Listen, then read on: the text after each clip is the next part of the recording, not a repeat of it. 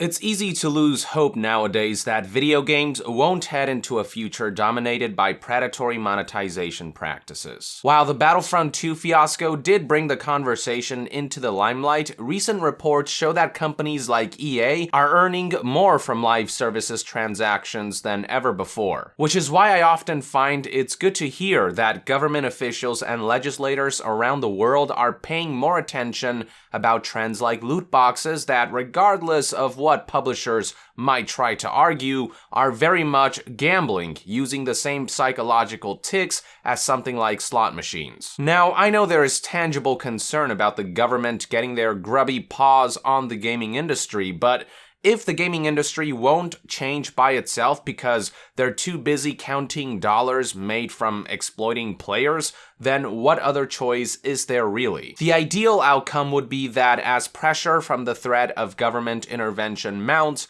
the gaming industry will regulate loot boxes by itself, just like they did when it founded the ESA and the ESRB rating system when video game violence was the big topic of contention back in the 90s. We have already heard from prominent government figures and legislators around the world who have at least started investigating the matter, specifically from countries like Belgium, Australia, France, the UK, Denmark, and New Zealand, among others. While some countries are more eager about the issue than others, word at least has gotten around and the world is starting to at least become more aware about concerns regarding predatory practices in video games.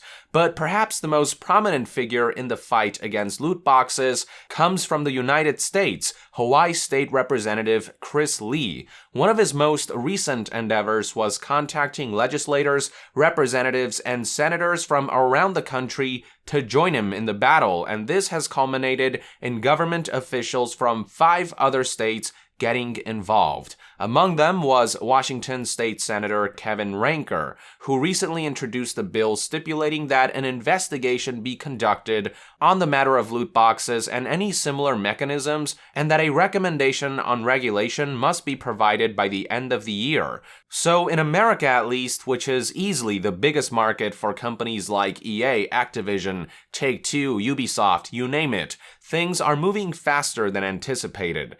But the conversation hasn't stopped there. 2 more countries in Europe have also joined in the discussion. The first one is Sweden, which according to website P3 News, could have loot boxes be classified as gambling or lottery by early 2019 as part of a review of legislation in the Swedish government that is set to come into force on January 2019. Here's what Minister of Civil Affairs Ardalan Shekarabi had to say. We are working to regain control of the gaming market as soon as possible and ensure that Swedish consumer protection rules apply to all actors involved in gaming. I'm ready to ask our authorities to take a closer look at the phenomenon of loot boxes in the next step and see if there is a need to change legislation in order to strengthen consumer protection. Then, when asked if loot boxes could in fact be classified as lottery by 2019, he said, quote, "I do not want to exclude it. I would like to start by asking our authorities and experts to look at this. Obviously, there are many people stuck in a game abuse and also end up in this kind of gambling and lose money on it." Now, following the publishing of this article, website GameIndustry.biz shared elaboration and clarification from Swedish games industry spokesperson Per Strömback, who when speaking to the website seemed to warn against seeing the recent news of potential loot box regulation in Sweden as a sure thing, as according to Strömback, loot boxes would only be affected by the review were the government to change the definition of lotteries. He told GameIndustry.biz, quote, "This is the 4th or 5th attempt to reform the system and introduce a license system, and that is what this minister has brought forward." Then, speaking about Minister Shekarabi's comments, Strömback said, quote, "I think that's a very defensive answer from a policymaker. It's very non-committal, and I think it's a stretch." The article then pointed out how Stromback added that the inclusion of loot boxes in the gambling legislation is secondary and not an initiative by the legislator or policymaker. Currently, there is no policy proposal, and any review of gambling legislation will not necessarily include an investigation into loot boxes. Stromback finally concluded by stating, quote, "It is difficult but not unthinkable to make additions, but the government has already made its policy proposal. There's an opportunity for Parliament to make amendments, and that's maybe somewhere the conversation about loot boxes and lotteries could be introduced." The short of it seems to be that for now, talk of regulating loot boxes in Sweden is just that, talk. While there are avenues that can be pursued to enact tangible regulation, it seems as though whether this can be accomplished by January 2019 is very much still up in the air. Moving on, let's talk about the second country that's joined the discussion, Germany. The following information comes from German website Welt, or is it pronounced Welt?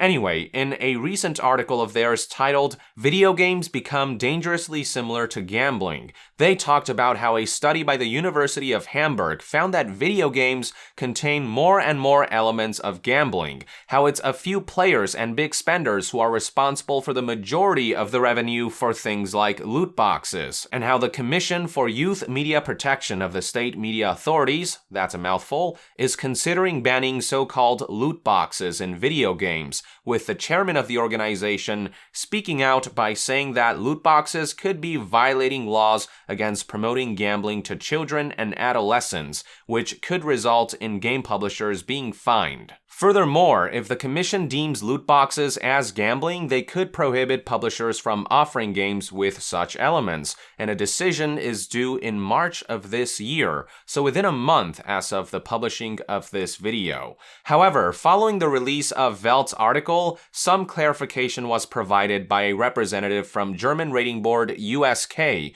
who specified that German authorities aren't considering a general ban on loot boxes, but rather are examining regulations of online advertising and purchasing as a whole, with loot boxes falling into that wide net. Here's what they said.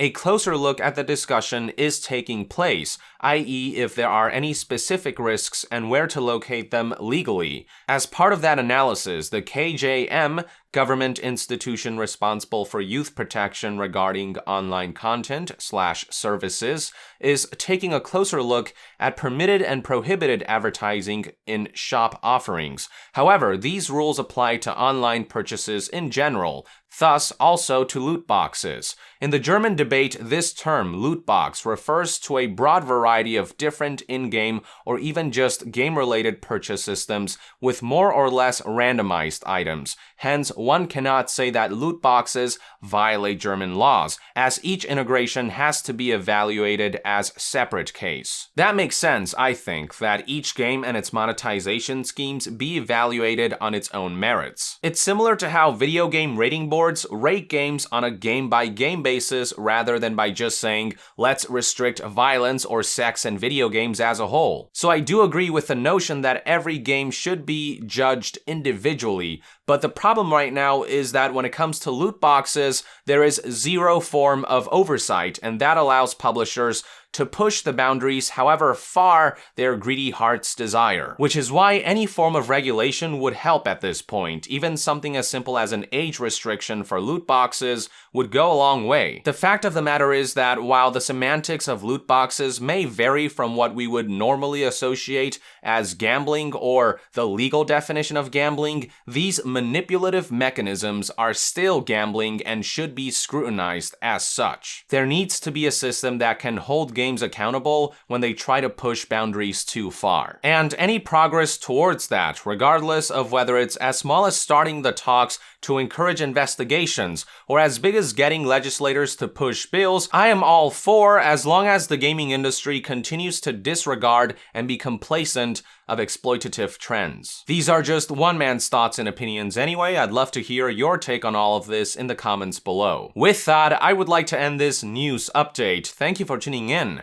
I hope you found this video informative, and if you enjoy my content, consider supporting me on Patreon. It is completely optional, but even donating as little as $1 a month will go a long way in helping this channel grow. And to be further updated on all things gaming news, reviews, and discussions, stay tuned right here on Yong Yeah. I'll see you guys next time. Yong out!